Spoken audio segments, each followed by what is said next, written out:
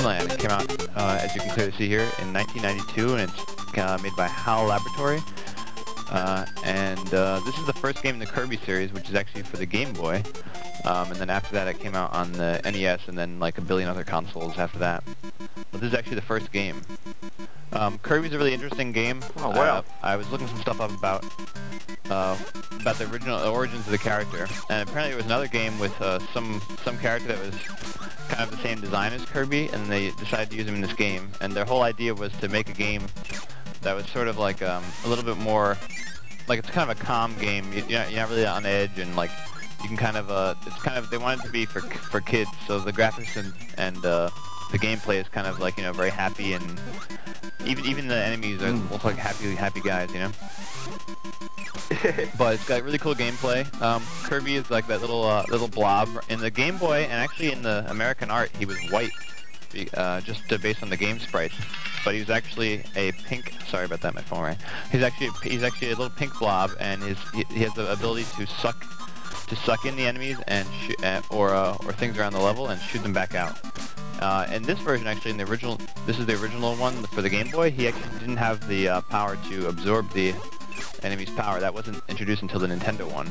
And this one, he has several different power-ups that he can just pick up and use. That's like sort of like those timed power-ups, like the invincibility type thing. But he doesn't have the ability to suck in the powers and absorb them. So it's kind of funny. Have you used an emulator, or how did you record it? I used an emulator, yeah. I used to have this game, and I've recorded a Game Boy review for my channel before with my Super Game Boy, but for this I used an emulator, and I actually hand put in the colors that a Game Boy has, because that's how I remembered playing it, because I could have just played it in black and white, but I remembered it back like this when I used to play it. I finished this game back then on the Game Boy when I was 12 or 13 years old, and I loved to play this. I loved Kirby. Kirby was so different, and when this one came out, you know, platformers were very big. Platformers were everything, and this for the Game Boy, even from the music and all that, was was amazing. It's really a great game. The music is actually very good. On the Nintendo was a lot better. I don't want to complain, but I just want to say I played it so many times, and so many times I played through.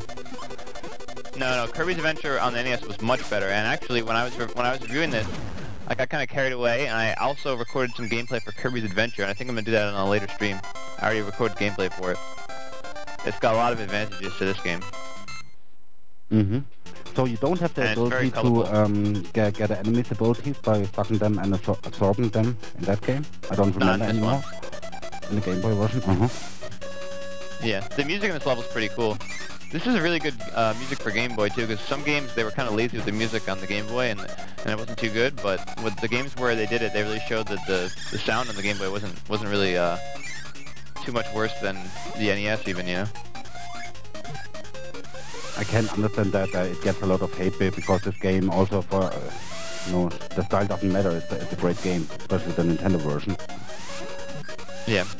Because Nintendo and Integra were saying that. It gets a lot of hate for being that kiddie, but...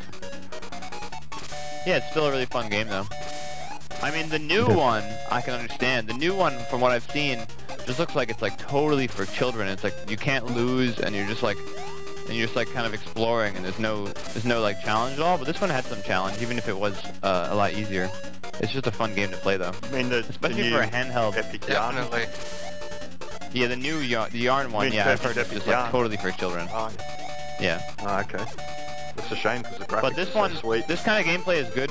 Yeah, the graphics look really awesome. There's one of the power-ups he has right now. Right now I'm invincible.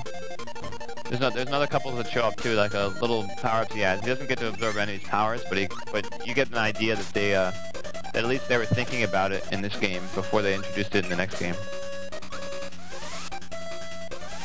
I like the way they did the shading and stuff in the background too. It's pretty cool looking. I noticed that when I encoded this, when I encoded the video, the Game Boy, it comes out looking good, like, even if the resolution becomes a lot lower, just because it's supposed to be so small. They did a really good job making clear graphics. Yeah. This right here, by the way. One time really got to show Kirby's Adventure. Yeah, I have it. I have it recorded already, so I'm going to show it. This right here is an enemy from another HAL Laboratory game called Adventures of Lolo, and we're in Lolo Castle. If anybody noticed in the beginning, and that was one of the guys from the game, and then later on you'll see in the boss fight here that it's one of the guys from the game too. Blanky said, "Oh wow, it's pretty close to the Nintendo version, almost the same." What is? Some levels here and yeah, enemies, you know. It's true, yeah. Yeah, I used to play the Nintendo one a lot. It's a lot of fun. There's a lot of good power-ups in the NES one, though. I'll show it off. I already started recording. I recorded the first couple levels in the first world at least already.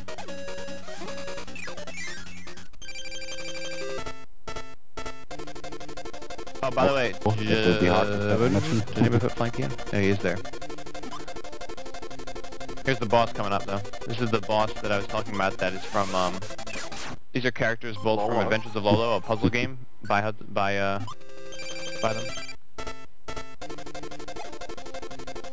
HAL Laboratories. HAL Laboratory. If I remember right, in the Nintendo version, Lolo was a knight, wasn't it? It was also an end boss fight. Or was a knight? Yeah, he was. He was, yeah. They include their characters in it, you know.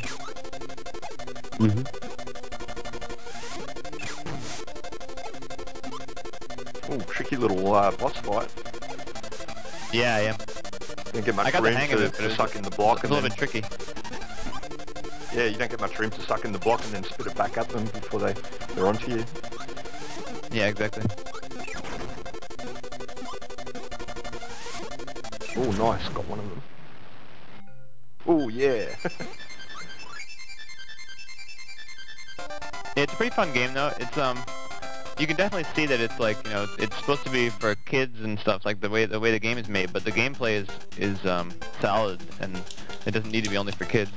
And plus, like, what's wrong with stuff being cute? You know, it's all right.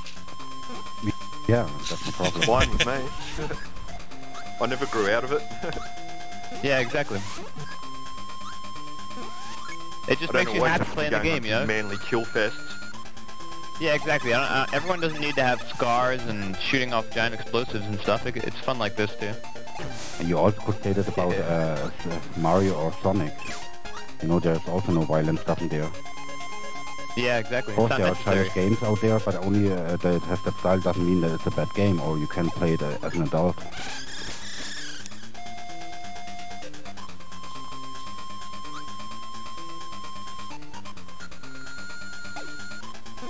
What I was looking at when I was looking up some stuff about this game was some people were saying when it came out that it was too easy because you could fly, so you kind of were out of danger pretty easily.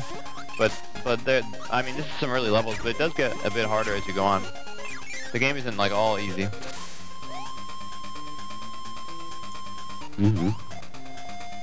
I love the music. Yeah, the music's great. Yeah, Sushi, this is definitely worth it. If you still have your Game Boy, you should definitely get this game. This is definitely a must-have for Game Boy. I chose this one, by the way, because I figured I didn't want to do Mario, and he was already doing Sonic, so I figured one of the great platformers is Kirby, so... Yeah, Kirby is a great choice. Right. In the first moment I didn't thought on Kirby, but now that I see it again... so amazing, very good choice.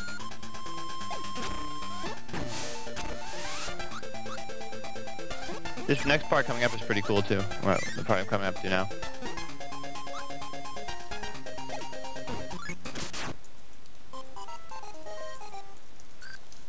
Got killed right off here, but there's that power up there is pretty cool.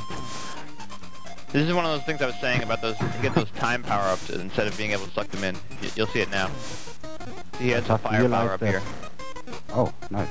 Ooh, fireballs. I just realized that if you die here, that the sound is exactly the same as if you have a time out in Quirk on the Game Boy, the puzzle game I mentioned before. Oh yeah? Really? Yeah. Maybe it's the same company? Maybe, I don't know. HAL Laboratory made this. I'm not sure who made that game though. I've never heard of it. Tarek, that's wrong, by the way, what you wrote there. No, it isn't. No, we're still waiting for the greatest game. Yeah, but Flanky isn't there, or did he arrive in the meanwhile? Oh. Yeah, Flanky He did arrive, actually. He did? Flankdog is here. Yeah. He did, as far as I know.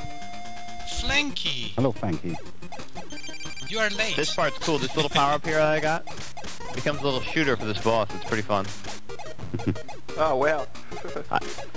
This reminds me a lot on Super Mario Land for the Game Boy. Had a level where you're a shooter, where it's a I shooter want too. to say it, Tatanga in the end, the last boss, right? But it's a lot easier. Yeah.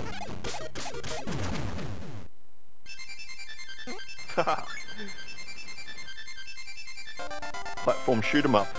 There we go. Yeah, it's pretty cool. Kirby's Dream Land for the Game Boy.